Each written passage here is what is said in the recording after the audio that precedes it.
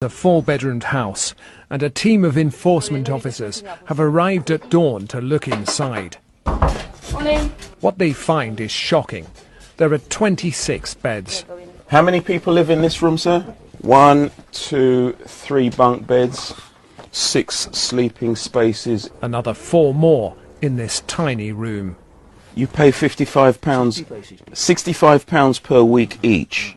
It was time for the enforcement team to do some maths.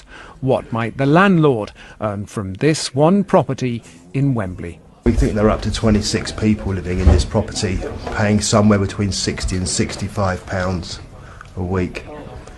So that we're looking at an income on this property of around about £1,500 a week, which is around about £80,000 a year income. But there was even more to come. Outside, inspectors found a shack, and inside 2 more beds, and a woman living here who wasn't happy with the conditions. She cannot stand the mice and the rats scurrying around at night. It's dreadful, isn't it, to think that somebody could be exploited to live in what isn't even a shed, it's a lean-to. So how many people might be living in conditions like this across London? Well, Brent Council has already prosecuted 30 landlords in a year, and taking in other councils, there have been at least 300 raids in 12 months. This house in Kingsbury has now been boarded up. Inside, inspectors found 17 beds. The men living here, thought to be Romanian, have now moved on.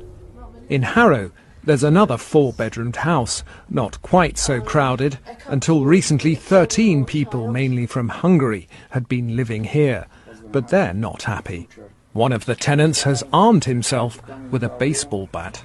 Because I'm gonna protect ourselves.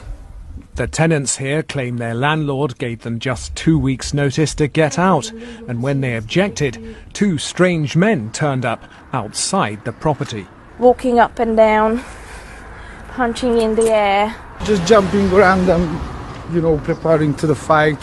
Harrow Council has now warned the landlord to respect tenants' rights. He's declined to comment, saying it's going to court. The tenants say they have no choice but to live in conditions like this. I think because this is the cheapest where you can find a room. And back at that Wembley house with 26 beds, Bagharad told us he lives here because his job as a carer for the elderly pays so little. I'm paid £30 per day. Maish works as a casual builder and earns £60 to £80 a day, but says even living here his life is better than back home in India. This country is money. Our country is no money. The landlord here now faces prosecution, but without alternative, very cheap accommodation, many thousands of low-paid workers may continue to live in similar conditions. Gareth Furby, BBC London News.